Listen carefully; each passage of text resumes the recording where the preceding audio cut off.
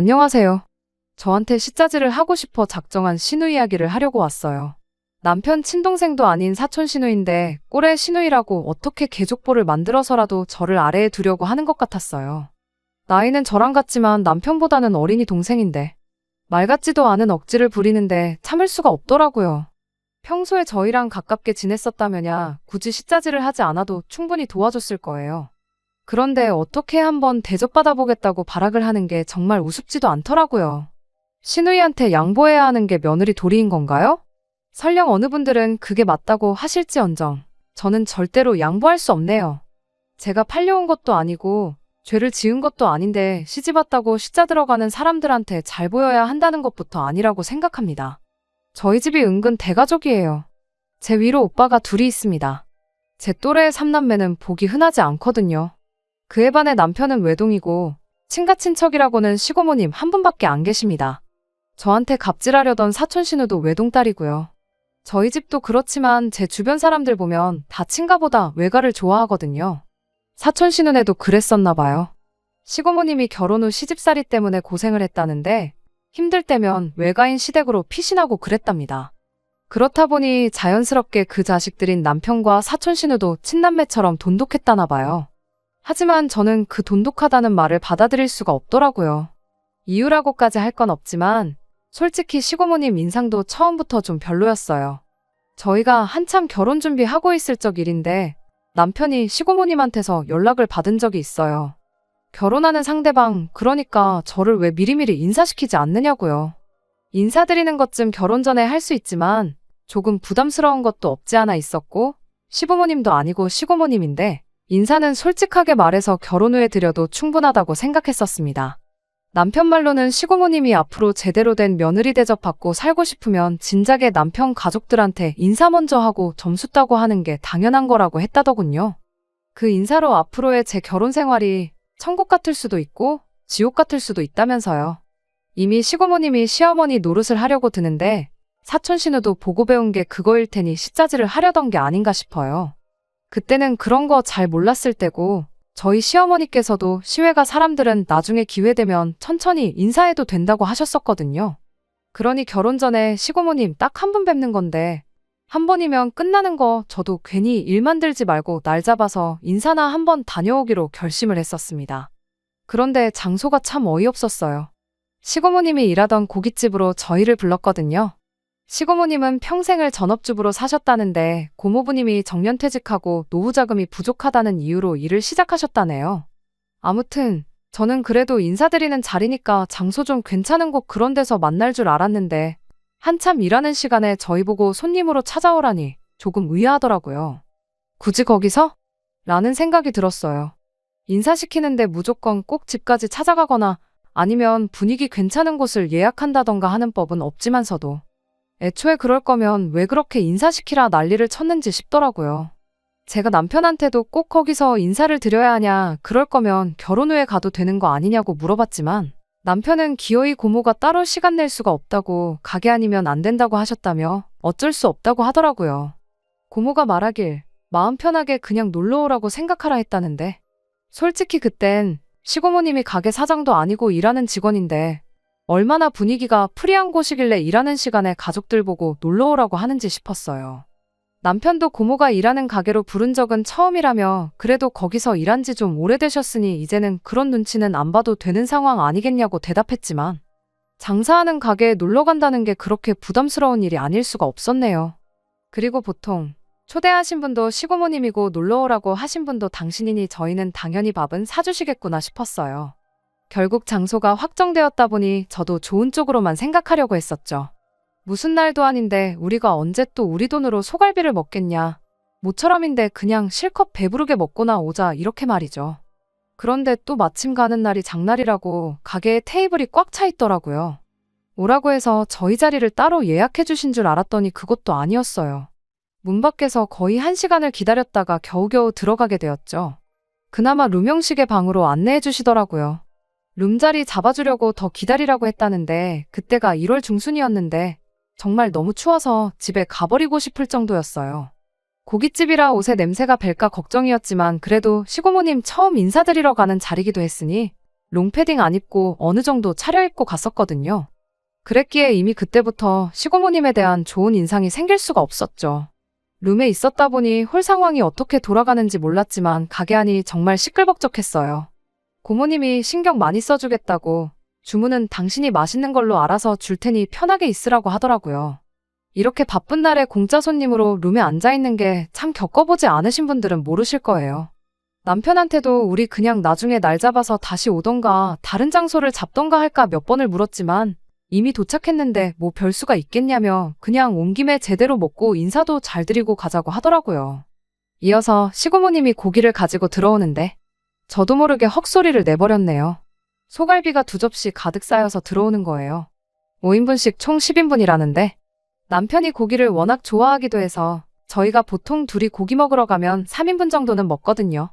입맛이 돌면 4인분 시켜 먹을 때도 있긴 한데 상황 보아하니 시고모님은 같이 자리에 앉지도 못할 것 같은데 저희가 암만 고기를 잘 먹는다고 해도 둘이서 2배가 넘는 10인분은 조금 말도 안 되는 거 아닌가 싶었죠. 거기에 각종 음료수에 소주 3병이랑 맥주 6병도 같이 가지고 오셨습니다. 제가 술을 아예 입에도 대지 않는 사람은 아니지만 많이 먹어봐야 반병 정도거든요. 남편도 1병 반 정도가 맥스였고요. 시고모님은 저희 보고 모자라게 먹는 것보단 남는 게 낫다며 그냥 먹으라는 식이었어요. 아무리 통이 커도 그렇지 이건 해도 너무하다 싶었네요. 고기는 당신이 직접 구워줄 테니 잠깐만 기다리라 말하고는 다시 홀로 쌩하니 가버리더라고요. 바쁘긴 엄청 바쁜가 보다 싶었는데 막상 고기를 구워주겠다던 시고모님은 5분이 넘도록 방에 들어오질 않았어요.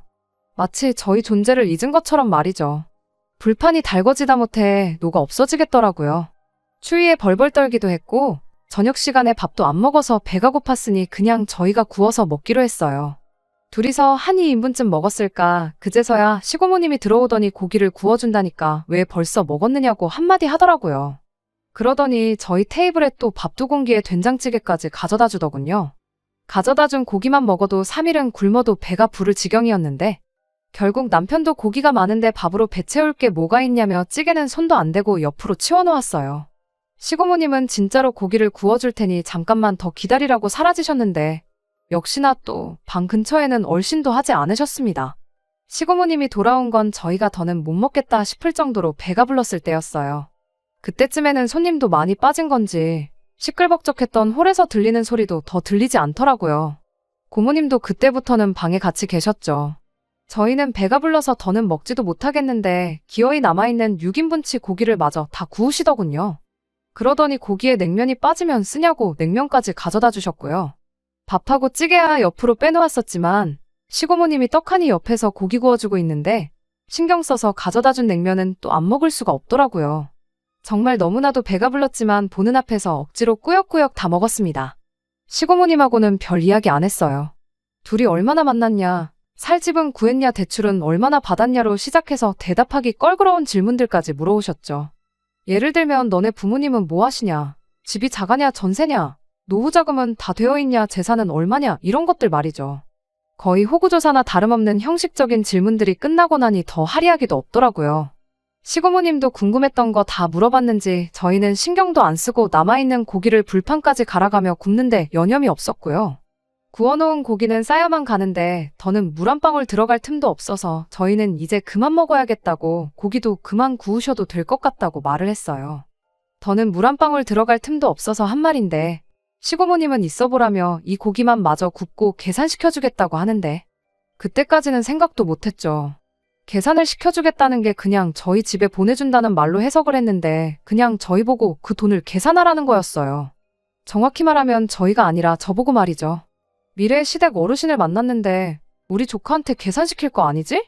하면서 저한테 계산서를 들이미는데 순간 저도 모르게 표정 관리가 안 됐어요. 어이가 없어서 얼이 다 빠지더라고요. 아니 그럴 거면 애초에 고기를 10인분씩 가져다 주고 시키지도 않은 음식도 술도 맘대로 줄 게 아니라 저희가 먹을 만큼만 주문시켰으면 되는 거 아니겠어요? 심지어 남은 고기는 시고모님이 포장용기 들고 와서 거기에 담아가시더라고요. 찌개랑 밥도 저희가 손도 안 댄 거 보고는 알뜰하게 다 챙겨가더라고요. 그것뿐이겠어요. 술이랑 음료수도 다 챙기셨거든요. 저희가 먹다가 남긴 반병짜리 소주도 싹 다요. 버리긴 아까우니까 집에 가져가서 드셔야겠다고 하면서요. 열지도 않은 술은 그냥 냉장고에 다시 넣고 계산해서 빼달라고 하고 싶었는데 처음 인사드리는 자리니까 제가 그냥 참았어요. 그래도 일부러 음식을 많이 가져다 준 게, 아니, 애초에 일하는 식당으로 저희를 부른 게, 처음부터 조카 며느리 소개받을 생각도 없었고 저희한테 밥 한 끼 거하게 사주시려던 것도 아니었고 그냥 남은 거 집에 싸가지고 가서 밥 반찬 하려고 계획했다는 거였다니 정말 황당 그 자체였습니다. 거기서 끝이었으면 정말 좋았게요. 고기 구워준 수고가 있는데 팁은 안 주냐며 당당하게 팁까지 요청하더라고요.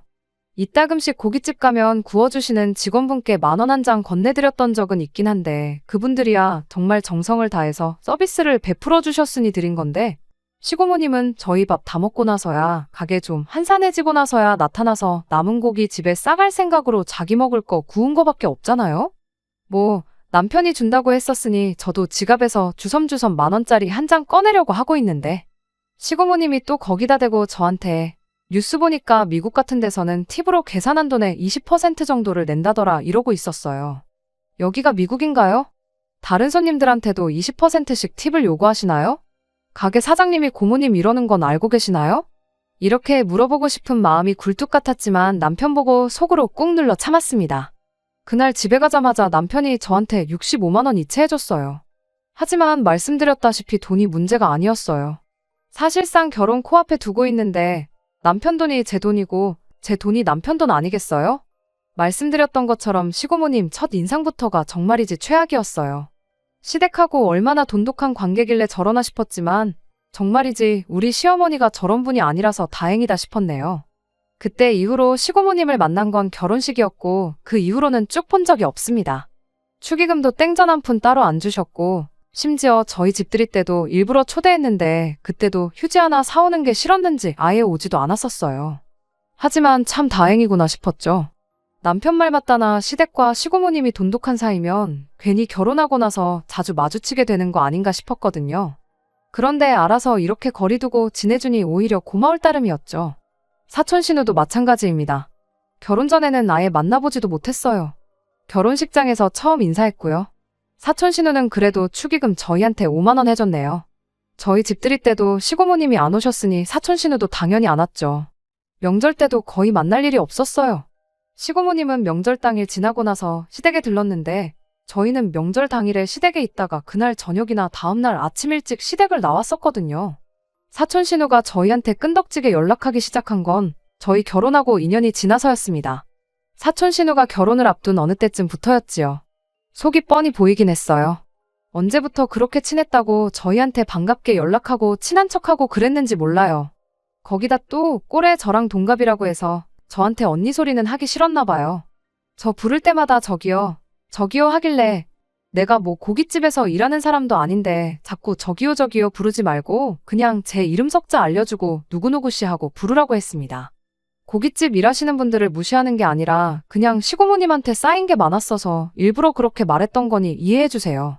아무튼 사촌 신우가 저희랑 어느 정도 친해졌다고 생각했는지 결혼식 앞둘 때쯤부터는 자꾸 누구네 오빠는 동생한테 냉장고를 사줬다더라, 에어컨을 사줬다더라, 축의금으로 500만 원을 해줬다더라 이러고 있는데 시고모님 처음 만났을 때 느꼈던 것 때문에 그랬나 사촌 신우가 갑자기 친하게 지내려는 게 뭔가 꿍꿍이가 있어서 저러는구나 미리 예상은 하고 있어서 놀랍진 않았네요.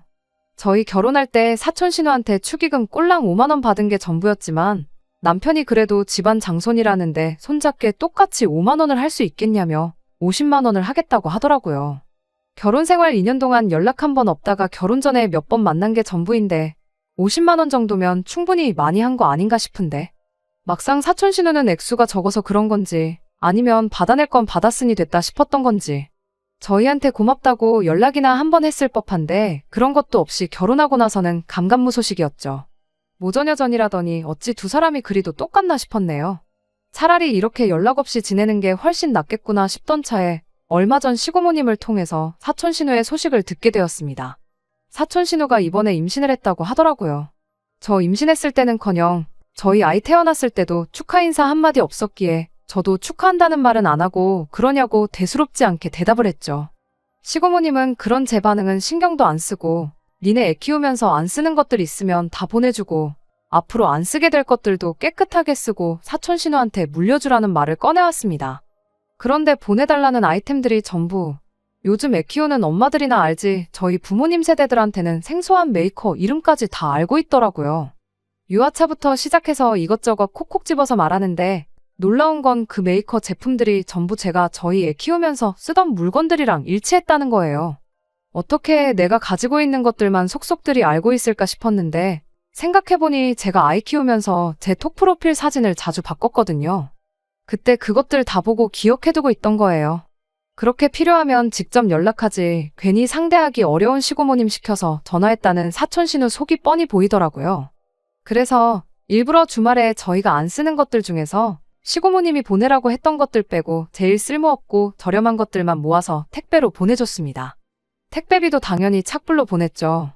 보내면서도 택배비 내고 상자 열어봤을 때 필요 없는 물건들만 가득한 거 보고 당황할 사촌 신우 생각하니 괜시리 속이 깨소금 맛이었습니다. 사촌 신우가 택배를 받은 건지 이틀 뒤에 시고모님 통해서 다시 연락이 왔어요. 너는 보내라는 건 안 보내고 죄다 쓸데없는 것만 보내냐면서 저한테 잔소리를 하더라고요. 그래서 일부러 제가 아무것도 모르는 척 필요할 만한 거 다 보내줬는데 뭐가 더 필요한지 모르겠다 하고 대답했어요. 시고모님도 사촌 신우한테 부탁한 거지 뭐가 뭔지 잘 모르셨다 보니 저한테 더 말은 못하고 전화를 끊더라고요. 그리고 1시간도 지나지 않아서 사촌 신우한테 드디어 저에게 직접 연락이 왔습니다. 인사고 뭐고 다 생략하고 저한테 뭐랑 그거 다 있지 않냐며 그게 필요한 거지 보내준 건 죄다 필요 없는 것뿐이라고 하더라고요. 그래서 제가 사촌 신우한테 제가 그런 비싼 메이커 제품들이 어디 있다고 그걸 왜 달라고 하느냐고 되물었어요. 사촌 신우는 그제서야 그동안 저한테 연락 한 통은 한 적 없으면서 제 톡사진 보고 자기가 다 기억하고 있다는 사실을 실토하더라고요. 사진으로 다 봤는데 왜 없는 척 하냐며 거짓말 좀 하지 말라고 하는 겁니다. 저도 이때다 싶어서 부탁할 게 있으면 직접 연락하면 되는 거지. 왜 시고모님 시켜서 치사하게 그랬냐고. 우리 애 태어났을 때도 연락 한 통 없었고 아예 그동안 남남인 척 연락 한 통도 없이 살다가 필요한 게 생기니까 그제서야 가족 찾냐고. 그러지 좀 말라고 했어요. 그간 당한 게 있긴 하지만 솔직히 말해서 육아용품 그래요. 아이 크면 안 쓰게 될 것들이고 중고로 정리할 수도 있긴 하지만 그래도 남편 하나뿐인 사촌동생인데 그 정도쯤은 제가 희생할 수 있죠. 솔직히 그 상황에서 사촌 신우가 아이 태어났을 때도 그렇고 그간 연락 안 해서 미안하다 사과 한마디만 했어도 저는 기꺼이 제가 필요 없는 것들 전부 사촌 신우한테 내줬을지도 모르죠. 그런데 이어진 사촌 신우 반응을 보니 아주 꼬리 가관도 아니었습니다. 저한테도 그쪽도 나한테 연락 한 통 안 하지 않았냐고 그리고 남들은 동생 결혼할 때 최소 100만 원은 다 우습게 쓴다는데 꼴랑 50만 원 보내줘 놓고 그러냐고 따지더라고요. 자기가 그렇게 필요한 것들 다 말했는데 추기로 50만 원밖에 안 했다고 성질을 부리고 있는 거예요. 곧 죽어도 저한테 언니 소리는 하기 싫었는지 그쪽 저기요 이러고 있는데 옆에 있었으면 한 대 쥐어박아주고 싶을 정도였어요. 사촌 오빠 와이프면 아무리 나이가 동갑이라도 언니인데 호칭 좀 제대로 하라고 한마디 했죠. 그랬더니 사촌 신우가 열을 내면서 고래고래 소리를 치더라고요. 시댁에서 시고모님이 첫째고 저희 아버님이 둘째거든요.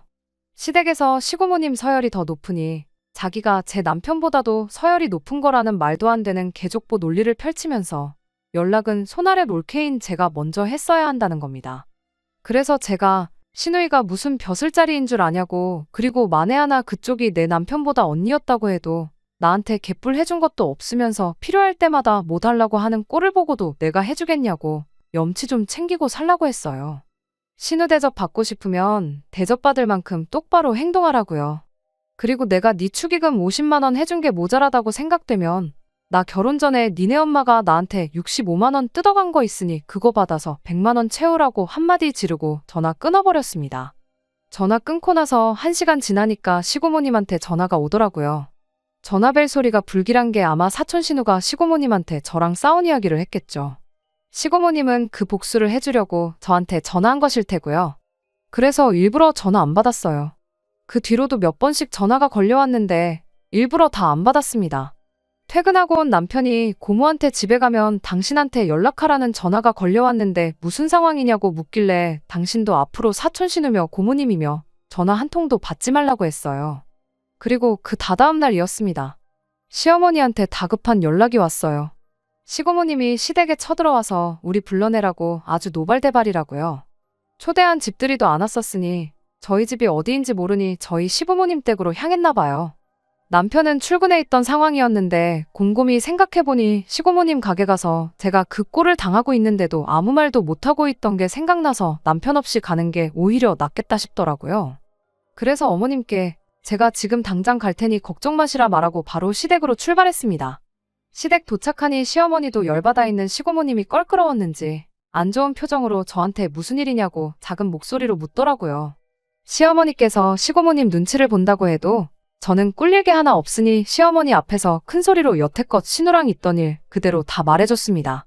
시어머니도 어지간해서는 쓰던 거 물려주는 게 뭐가 문제냐는 반응이었는데 말미에 제가 신우 축의금 50만 원 준 게 모자라면 시고모님이 나한테 강탈해간 65만 원 받으라고 했다는 이야기까지 전하니 시어머니가 갑자기 돌변하셔서 언성을 높이기 시작했어요. 고깃집에서 인사시키고 저한테 강제로 계산시켰던 거 팁이라고 5만 원 뜯어간 거 그 내용을 전혀 모르셨었나 봐요. 시어머니가 시고모님 눈치를 많이 보고 있던 게 그래도 한 식구로 진행 기간이 훨씬 길기도 하니까 당연히 시고모님 편을 들어줄 줄 알았는데 시어머니가 시고모님한테 소리를 지르더라고요. 당신이 뭔데 내 며느리한테 나도 한 번도 안 하고 있는 시월드 시짜지를 하고 있냐고요. 그러면서 과거에 시고모님 때문에 고생했던 이야기까지 꺼내시더라고요. 시고모님이 연상인데도 불구하고 저희 시어머니보다 시집을 늦게 갔대요. 그리고 그동안 한 집에 같이 살면서 시집 못 간 스트레스를 저희 시어머니한테 풀었답니다. 그 뒤로도 뭐 서로 가깝게 지내는 돈독한 가족이라는 명목하에 남편보다 한참 연하인 사촌 시누를 팔아먹어가며 물질적으로 금전적으로 저희 시부모님을 괴롭혀왔었나 봐요. 시어머니는 나한테 하는 시집살이는 다 참았지만 네가 뭔데 내 며느리한테까지 내가 했던 고생을 고스란히 시키냐며 시고모님한테 고래고래 소리를 지르셨어요. 시어머니가 저렇게 폭발한 게 처음이었나 봐요. 시고모님도 웬만해선 시키는 거 시키는 대로 다 하고 부탁하면 부탁하는 대로 다 들어준 시어머니가 저렇게 나오니 눈알이 땡그레져서는 말 한마디 못하고 쩔쩔매고 있더라고요. 시고모님은 상대가 안 되겠구나 싶었는지 나중에 다시 오겠다며 시어머니가 화내자마자 줄행랑을 쳤고요. 상황이 끝나니 시어머니께서 오히려 저한테 사과를 하시더라고요. 당신이 평생을 시고모한테 당하고만 살아왔고 그걸 다 참고 견뎌냈더니 시고모님이 당신한테 하는 걸 저한테도 해도 되는 거라고 생각하게 만든 것 같다고요.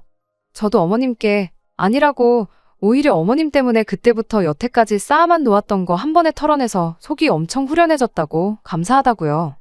저 때문에 고모님이랑 싸우셔서 어떡하냐고 물었더니 어떡하긴 뭘 어떡하냐고 안 그래도 아버님만 아니었으면 진작에 안 보고 살았을 사람인데 덕분에 이렇게 영 끊고 살계기를 만들어줘서 고맙다고 하시더라고요. 그렇게 시고모님과 사촌 신우와의 질긴 악연이 한순간에 손쉽게 끝나버리고 말았습니다. 남편은 이 이야기를 듣더니 그제서야 그간 자기도 잘못했던 것 같다며 앞으로는 시고모는 물론이고 사촌 신우한테 질질 끌려다니지 않겠다고 다짐을 했어요. 모든 문제의 발단은 시고모와 그 딸인 사촌 신우에게 있지만 왠지 모르게 저 때문에 그런 것 같아서 얼마 전까진 그게 참 마음에 걸렸어요. 시어머니야 고생을 하셨다지만 시아버지나 남편은 시고모님을 어떻게 생각하는지 그리고 이 상황을 어떻게 받아들이고 있는지 모르니까요. 사촌 신우가 말했던 것들 중 제가 진짜로 안 써서 필요 없게 된 육아용품도 싹 다 모아서 정리해 놓았어요. 그냥 이거 보내주고 앞으로는 사이좋게 지내자고 말할까 싶기도 했거든요. 그런데 곰곰이 생각해보니 역시나 제가 제 돈 써가며 사촌 신우한테 잘 보일 이유도 필요도 하나도 없더라고요. 좋았던 적이 없는 그 사이 다시 원래대로 돌려놓는다고 해서 뭐 달라질 게 있겠나 싶기도 했고요. 그래서 그냥 이렇게 안 쓰는 물건 모아놓은 김에 후련하게 다 중고장터에 정리해버렸습니다. 노린 건 아닌데 싹 다 정리하고 나니 또 그게 총 115만 원이네요. 물론 제 돈 주고 사서 장만한 물건들이긴 하지만 사촌 신우 아니었으면 창고에서 묵혀놓았다가 버리던가 했을 텐데 그냥 그 돈으로 축의금 낸 거랑 고깃값으로 뜯긴 거 퉁쳤다고 좋게 좋게 생각하려고요. 끝까지 들어주셔서 감사합니다. 오늘의 사연은 여기까지입니다. 구독과 좋아요, 알람 설정 부탁드리고 더 좋은 사연으로 다시 찾아뵙겠습니다. 감사합니다.